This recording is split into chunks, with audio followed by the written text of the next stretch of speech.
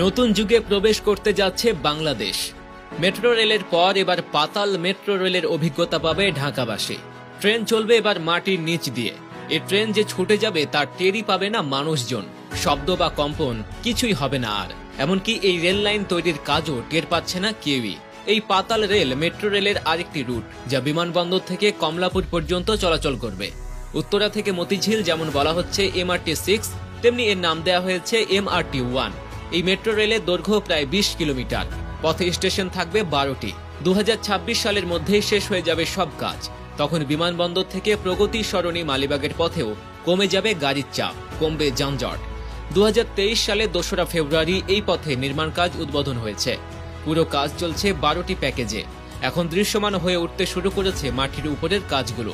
অবশ্য কাজ শুরু করার কথা ছিল 2020 সালের ডিসেম্বরে, কিন্তু করোনা ভাইরাস মহামারীতে পিছিয়ে যায় তা। সময় মতো শুরু করা গেলে এতদিনে যাত্রী চলাচল শুরু করা যেতে পারত। দেরিতে শুরু হলেও কাজের গতি অবশ্য পিছিয়ে নেই। Depot access corridor, Badda receiving সাবস্টেশনের কাজগুলো এগিয়ে গেছে অনেকটাই। নর্দা, নতুন বাজার ও উত্তর বাড্ডা স্টেশনের জন্য ভূমি অধিগ্রহণ কার্যক্রমও শেষ।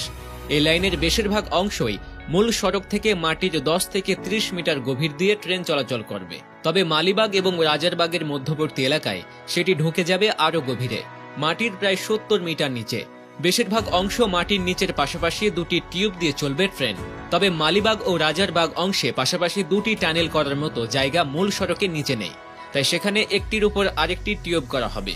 এজন্যই এত গভীরে যাবে ট্রেন। টানেল বোরিং মেশিন দিয়ে এর নির্মাণ কাজ চালানো হবে। এই একই মেশিন দিয়ে কর্ণফুলী নদীর তলদেশ দিয়ে টানেল নির্মাণ করা হয়েছে।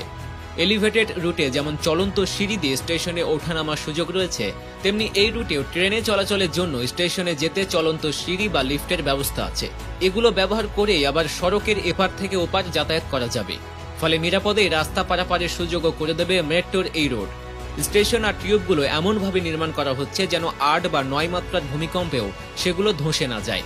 এর মোট ব্যয় ধরা হয়েছে 52,561 কোটি টাকা।